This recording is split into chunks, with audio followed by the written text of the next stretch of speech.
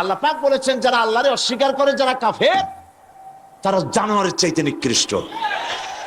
তারা হচ্ছে পৃথিবীর সমস্ত সৃষ্টি জগতের মধ্যে নিকৃষ্ট হচ্ছে তারা, যারা কাফের, যারা আল্লাহকে অস্বীকার করেছে।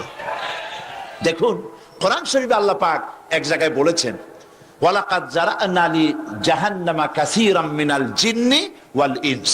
আমি মানুষ এবং জিনেদের মধ্যে এক শ্রেণীর মানুষ আর জিনকে তৈরি করেছি জাহান্নামের জন্য।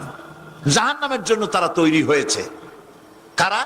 লাহুম কুলুবুন লা ইয়াফকাহুনা বিহা, যাদেরকে অন্তঃকরণ দিয়েছি, এই অন্তঃকরণ দিয়ে সব বুঝলো, এই বিবেক দিয়ে সব বুঝলো, কিন্তু আমারে বুঝলো না, আমার সৃষ্টি বুঝলো না।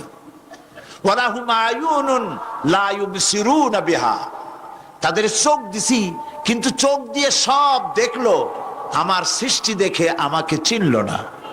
তাদের কান দিলাম, এ কান দিয়া সব শুনলো, কিন্তু মজলুম দুর্বলের ফরিয়াদ তাদের কানের মধ্যে ঢুকলো না। উলাইকা কাল আনআম, আল্লাহ পাক বলেন এগুলি হলো চতুষ্পদ। কি কোন আপনারা বলেন? কি জানোয়ার? কে বলতেছেন? আপনারা কি রাগ করতেছেন নাকি? আর রাগ করলে হবেটা কি? সৃষ্টি যিনি করেছেন, এই পদবাচ্যে বিশেষিত বিবেচিত করেছেন সেই আল্লাহ।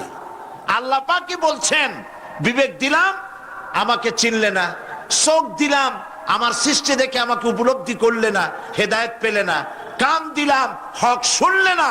উলাইকা কাল আনআম, মালিক চেনো নাই, কাজী তুমি হচ্ছ চতুষ্পদ জানোয়ারের মতো। এ পর্যন্ত বললে না হয় হতো, কিন্তু আল্লাহ আর একটু আগায় গেলেন। আল্লাহ পাক সামনে গিয়ে বললেন বাল হোক আদাল, জানোয়ারের চাইতে নিকৃষ্ট।